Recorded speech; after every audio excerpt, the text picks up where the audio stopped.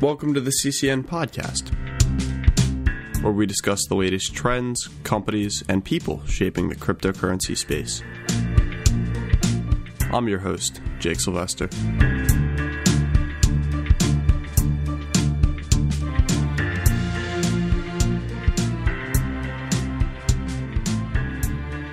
Hey, how's it going, everybody? Welcome to the 5th episode of the CCN podcast.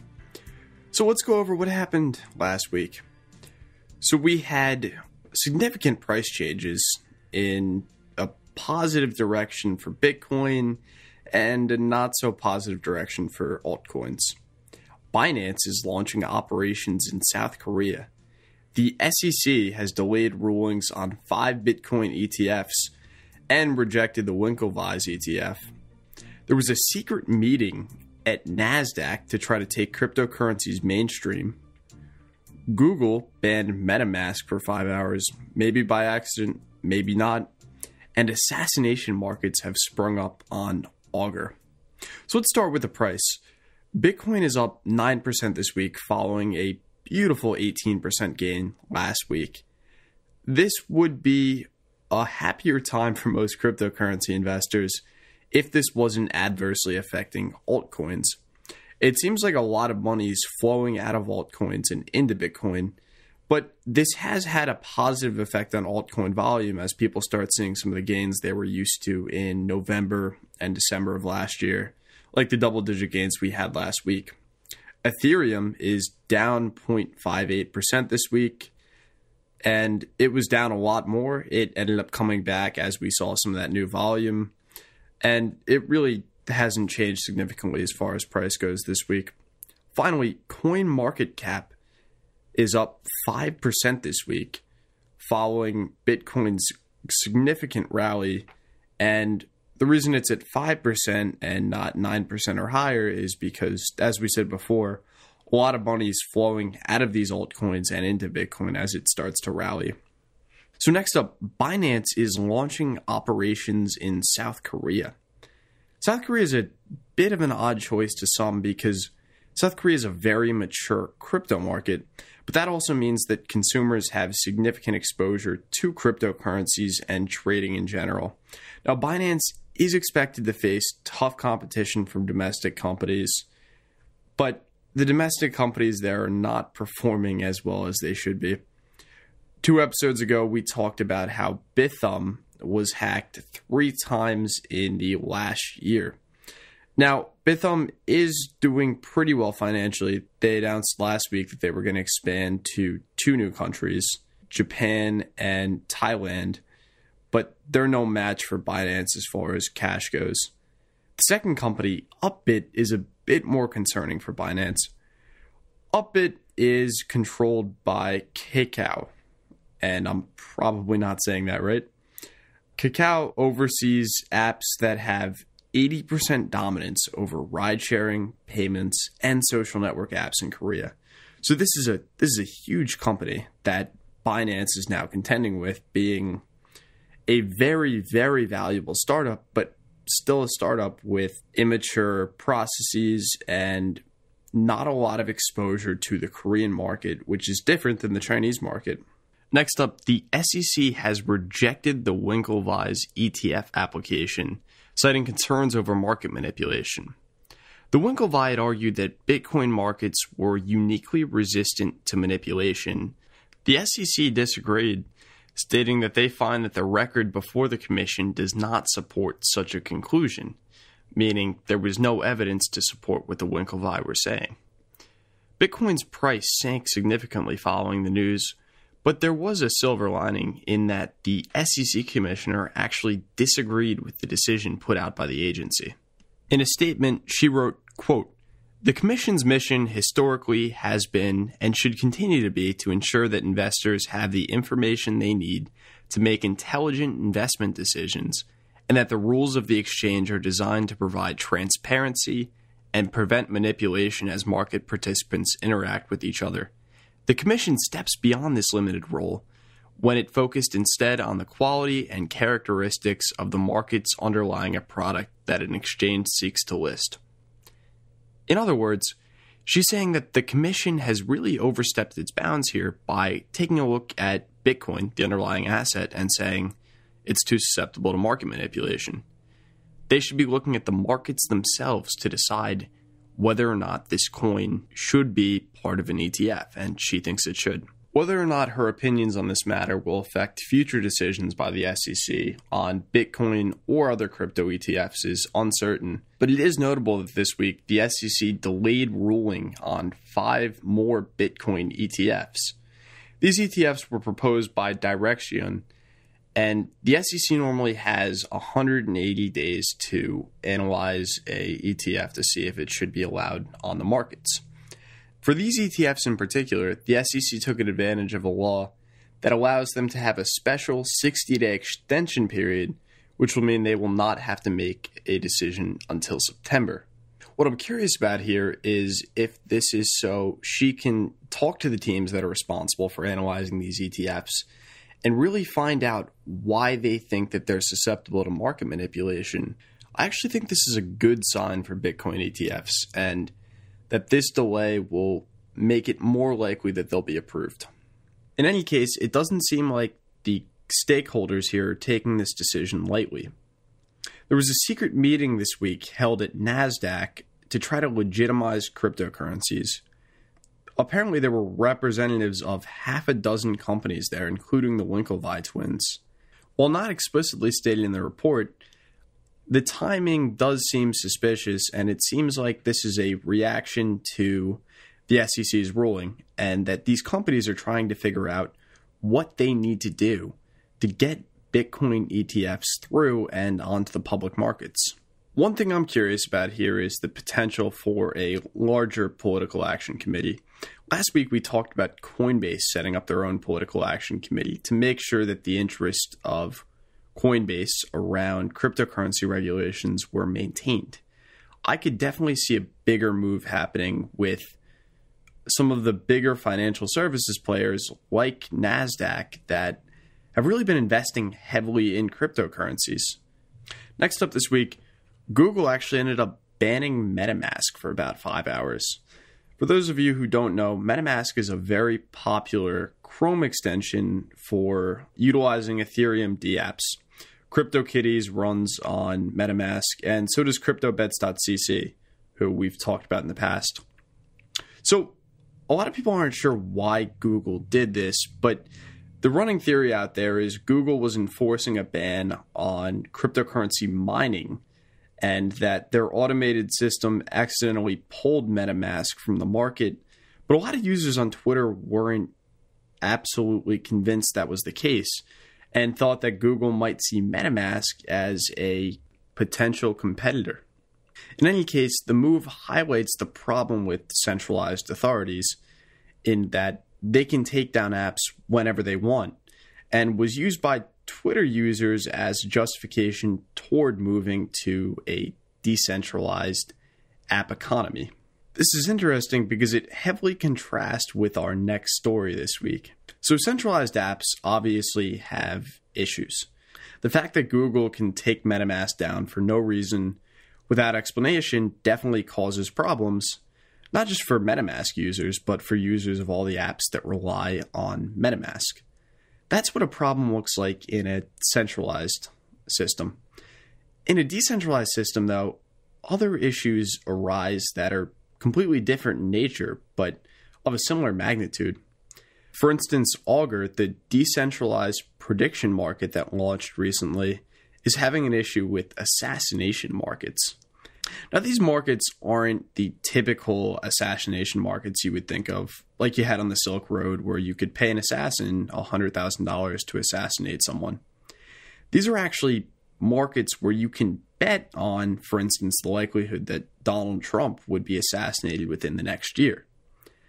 The concern here is that someone could place a bet on a 100% likelihood with a lot of money and then go and assassinate Trump. And Donald Trump isn't the only one affected by this. We have Betty White, Jeff Bezos, Warren Buffett, and John McCain. The concern here is there's no real mechanism for Augur to actually ban these prediction markets. some popular network browsers have gone ahead and blocked these predictions, but at the end of the day, there's nothing that anyone can do to take them off the exchange itself, the creators of Augur included. So while it's fun to talk about Google being a centralized authority and exercising dictatorial power to take down Metamask, decentralized markets also have some issues that they need to work out themselves. In any case, I'll be closely watching Augur over the next few weeks to see if anyone from a federal authority steps in to try to prevent some of these assassination markets from going through, especially the Secret Service.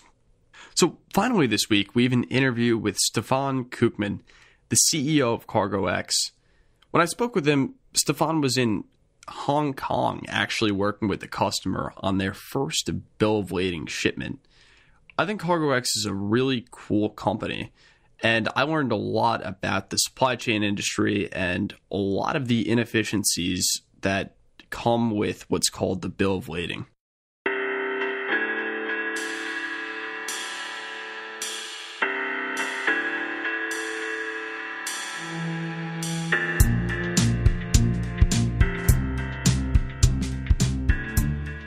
Hey, how's it going, everybody? I'm here with Stefan Kukman, the CEO of CargoX. How you doing today?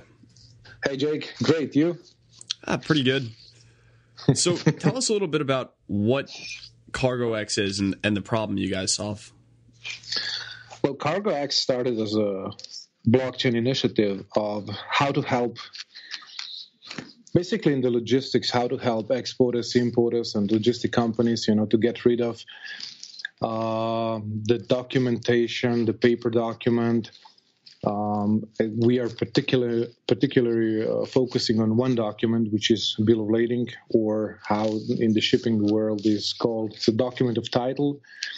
It's a document that represents the actual value of the cargo, and whoever owns that piece of document owns the cargo inside of the container. And as technology is improving and getting further, I really didn't believe that, or I still don't believe that in 2018 we still need to fly documents, papers around the world with the express courier service just to get that piece of paper from one hand to another. So that's why we went on a blockchain, and the smart contracts and Ethereum network for us works great. So basically that was it. There's a lot of cost attached to that.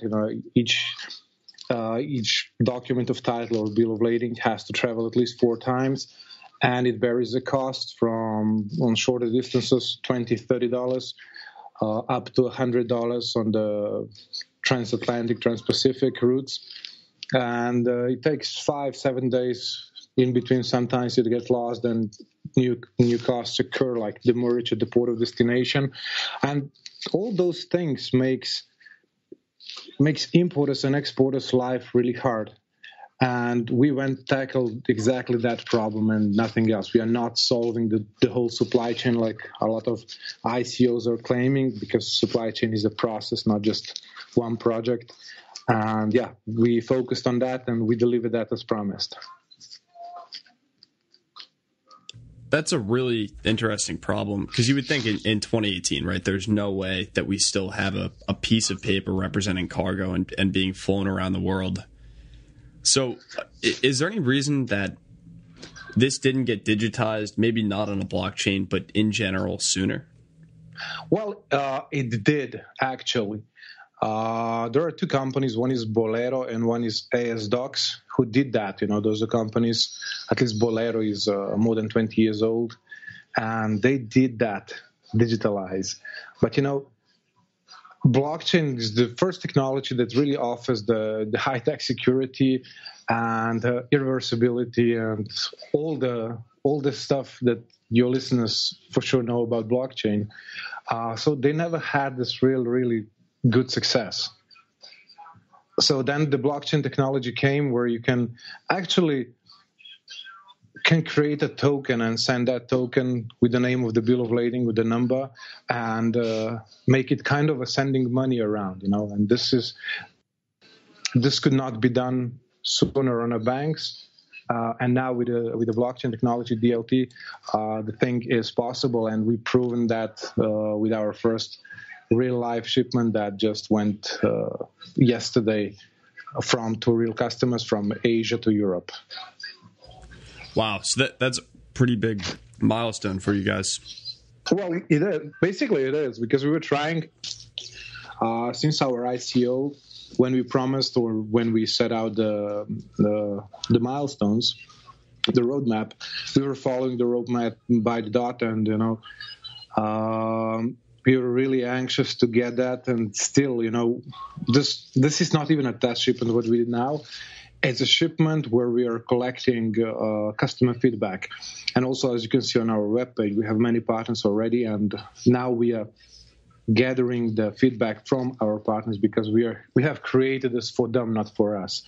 And in order to get this rolling on a large scale, we need a product which is written for exporters, importers, and logistic companies.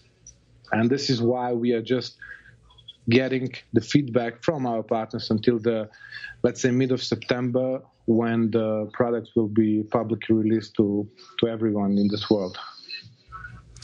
Got it. So how do you guys differ from some of the other blockchain companies in this space, like a ShipChain, for instance? Basically, we are not even considering them as our competitor, because their product is totally different. We are being laser focused on one particular document, like mentioned before, on a bill of lading. And their focus was all the time on tracking the shipments, and of course they later on added also some documents, but it is not what we are doing. So basically, they have ship and chain inside their product, the name, that might connect us to some common grounds, but our product is totally different than theirs. Yeah, so I guess you guys are in the same industry, supply chain wise, the way CCN and CNN are in the news industry. Exactly. I mean, the supply chain industry is really huge. I've been in logistics for more than 10 years, and for me, supply chain is really, it's a big word. There are so many ICOs who misuse the word supply chain, or use it as easier to get money, because supply chain is a process, and in the supply chain you cannot just optimize the supply chain with one smart contract, because in a supply chain even a forklift driver is a part of that supply chain, and you can optimize a part of the supply chain, which helps at the end of the day, but you cannot do that with a one smart contract. You cannot solve all the issues of a supply chain. Yeah, absolutely. So another question I had is, you guys have a lot of partners, and you've been able to build that up in a short time. One of them is MakerDAO, whose CEO we interviewed a few weeks ago. So how were you able to build up this partner ecosystem that really helps facilitate what you guys are doing? Well, if you mentioned the MakerDAO is for us, they're one of the best teams in the world regarding the smart contracts, auditing, and everything else. And the plan with MakerDAO, it's for the future. It's when we go to the settlement system with the letter of credits. And I know they are being a big help also with the product that we are having right now. Regarding the other partners that we have, the most significant, I see we didn't publish them yet. We have a huge nbsp from the United States already signed, and now we are onboarding the offices. And we just signed and also onboarding offices of Fracht from Switzerland, which is a family-owned company with more than 100 offices around the world. Basically, they all know that issue of hassle of handling the paper, because each bill of lading has to be printed out, stamped, put it in an envelope, sent around, tracked, and then at the end of the day, collected, at the end of the route, collected, stored in the safe deposit box for the next 10 years, stuff like that. And, bringing something digital to them, a combination of a post office and a banking as we have, it's a really interesting thing for them. Plus, they have higher or bigger benefits for the customers, to get a new customer, to even keep the old customers that you have, because you're showing them that you care about them. You go digital, and saving them costs and making their life easier. It's one of the things everybody respects today. Yeah, that's a really interesting use case. And like I said earlier, I just think it's crazy that this was really minimally digitized until now. And one of the things I think we're seeing in this industry is kind of a re-digitization toward decentralization, if that makes sense. So back in the 90s, we had everything on paper, and everyone's like, oh, let's digitize this now. Which caused some issues that are now being resolved by things like the blockchain. Do you think that's a fair assessment, and do you think that's going to continue? Yes, I agree with you. But there, now as we are seeing, the two blocks are building, and one is the public blockchain and the private blockchain. We all know the private blockchain of IBM and SAP and the other players around.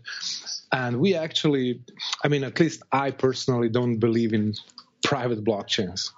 For me, the thing to be really neutral has to be public. I don't believe if you have 3 computers at home and you run your own blockchain, I don't believe in credibility of the data that is getting out or getting in to that blockchain. That's why we went to Ethereum network, and we could do better, we could do differently, but for us, we don't need like Ripple, which needs transaction instantly. Ethereum network for us works great because today bill of lading needs like 5 to 7, 10 days sometimes to get to destination. And in the Ethereum network, we get a transaction through between half a minute to 5 minutes, which is more than acceptable from each and every customer. So yeah, I believe that it will go this way, and the focus will be even stronger. Yeah, it's really an interesting development here. So one of the other things I find curious about you in particular is you said you were in logistics for 10 years. How do you get into crypto from that space, and what did that journey look like for you? That's also a good question. Well, like I said, I was working more than 10 years, 8 of those as a national sales manager of one of the biggest NBOCCs in the world, Kuehne+Nagel. And in 2015, at the beginning of 2015, I asked them, let's do something more for customers. Let's go digital. Let's offer something like booking.com for them, so they don't have to call us each and every time for the smaller things. And there was no opportunity like that, so I left the company in October 2015, and I created my first company, which was 45HC, that startup at that time, which still is kind of a booking.com for shipping. And at that time, I think I met a guy from Slovenia. They had this the most successful ICO in Slovenia. It was Economy. And, he was talking me about blockchain and how they got 16 millions in a week. And I was looking at him. I didn't know what he's saying. But then I started realizing and learning about blockchain. And, the more you learn, the more you see that basically blockchain is really written for many industries. And one of those is logistics. And when I had this question in the logistic conference, that there was a guy, he asked me, he was not friendly about blockchain. And he said, well, but do you think that blockchain is good for everything? And I answered to him, yes, you can apply blockchain to everything, but does it make sense? That's the whole other story. That's why we really focused on where you have the highest added value, where the data really needs to be as it is. We're transferring the high value documents, not just, you don't care about each and every paper, which can be sent by email and no harm is done. But when you're dealing with the high value documents, then the security mustn't be compromised. And, then I I had half of the team from before, then we start thinking about it. When the idea was here for the bill of lading on the blockchain, then we started writing the white paper, and basically we finished in end of September last year. Then we polished everything out, and the ICO was a success. We sold everything in 7 minutes. We had really low hard cap, it was $7 million, because we still know that today we don't need more money to develop what we have. We still have enough to go forward, and at that time, ICOs were like, everybody went to ICO, even the hairdresser saloon. Yeah, we're going to do the ICO because easy money. And everybody was collecting from 15 to 25 million, and especially on ERC20 tokens. So we said less, and that's why we sold them really fast. And I think we are giving back our contributors what we have promised to them. That's pretty rare, too, to say, well, we could raise $20-30 million, but we're just going to go ahead and raise 7. No, but basically we could, because when you sell everything in 7 minutes, and you have to remember that we had a hard cap of 5 ETH per person. So if you leave it unlimited, then the first block would fill it up. But yeah, we could raise at that moment 30 or 50 million maybe. But why? There is no need for that. Yeah, absolutely. And was there any thought to that potentially impeding another raise later on when you needed it? Basically, I don't even think that we're gonna need. On the other hand, I left 25% of our tokens. They're locked. The SAXOs for the future development. So basically, it's up to us now to prove that we will do what we said we will. And by doing that, the company value will grow, especially now when we launched our product and did the test shipment. And basically, if we do it right until the end of the year, in the beginning of January, we have additional funds, which will get unlocked from that 1/4 of the total supply. Got it. So you talked a lot about your journey, how you got here, and kind of the next year, right, unlocking some more of those funds. Where do you see yourself and your company in 5 years? That's a really hard question because, if you ask a startup or the ICO company, it's really impossible to say where you're going to be next year, even less in 5 years. If things go right, I think we can do really great in the next 2 years. And, if you gain like 10% of market or 20% of market, then for sure somebody will come with an offer and try to buy you. And on the other hand, if you don't do that great, in 5 years, you can still be here doing something, but not being the first choice of the logistic companies or the exporters. So I don't know. As it looks now, it's great, but we have to wait at least 1 more year to have a little bit more clear answer to that. There's this great Bezos interview where he's like, if you asked me like a year after we started where I thought we would be in 5 years, I thought one day maybe we'd be able to afford a forklift. Yeah, exactly. I mean, I had a startup before. I know how it goes. I'm not 18 or 20, the sky is the limit. And, the sky is the limit for us. But, we are aware that there are many things you have to consider and have to be on your side that you really get successful, With some startups, it's much easier when you have a big VC companies behind, when they push a lot of money like Uber and stuff like that. So that makes it much easier. But if you grow like we are growing or many other startups, then it's really hard to say or unfair to say to anybody that, next year we're going to have billions and stuff like that. That's not true. Yeah. And at the same time, though, that really lowers the odds of you guys failing, right? You don't have to hit Uber, what is it, $10 billion valuation based on self-driving cars and helicopters. Yeah. They will have issue when they will try to sell the company, and not now. Once you pump in the money, the valuation is what you agree on upon taking money from the investors. But when you have to sell it at the end, when you go IPO, then the story is a little bit different. Yeah, and I don't think a lot of people understand this, but because of the way venture financing works, if you don't hit that valuation, you're not making a lot of money. or you lose money. I mean, you lose everything what you have. Investors will take everything away from you. And, at the end of the day, when you go IPO, they are not... On the IPO, they are not looking at the potential anymore. They're looking on P&L. And if P&L is as it is, then the valuation at that moment is not really high. Yeah, it's like, congrats on the IPO.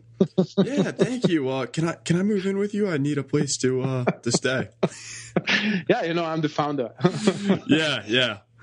So I've always found the public's kind of misconceptions about venture financing pretty funny. When you have these founders, and it's a sad story, but where they're like, "Oh, we raised $30 million. We didn't hit our valuation," and the investors just said, "Screw it, we're out." So I think the way you guys went about it was very smart and kind of shows that you're a more seasoned founder. Thank you, Jake.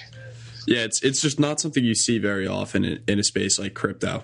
But crypto is a little bit different than VC money, because on the VC, with the next raise, if you don't hit higher valuation, they will take the current investors will take away the chunk from you. So basically you're losing.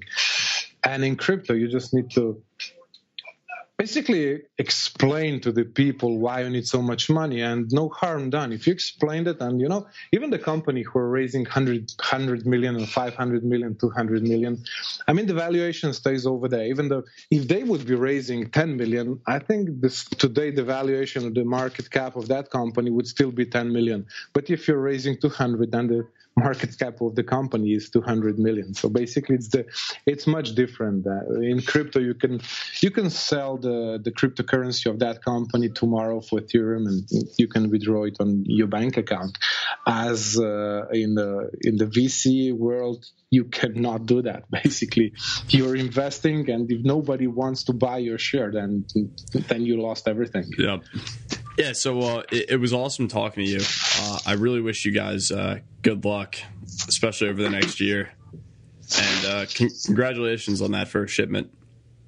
Hey, thank you very much. We're also really excited, and keep an eye on us. We're going to release the information soon, and then we have the testimonials of the first customers, most probably somewhere in like 14 days to 3 weeks when the shipment will arrive to port of the destination. So we will get out the user experience of the Chinese shipper and the European importer and the logistic company, how they felt, and was that much easier as the current solution for them is, and how much would they be willing to pay for that, because now we are really, really much cheaper solution that they need, and they don't even feel crypto working with us because it's no crypto for them. Yeah, it's just a seamless user experience. Exactly. Hey, thank you very much for this interview, and for the best wishes. And whenever in Slovenia or in Hong Kong, stop by and let's meet each other. Will do. Nice talking to you. Have a good one. Take care. Bye.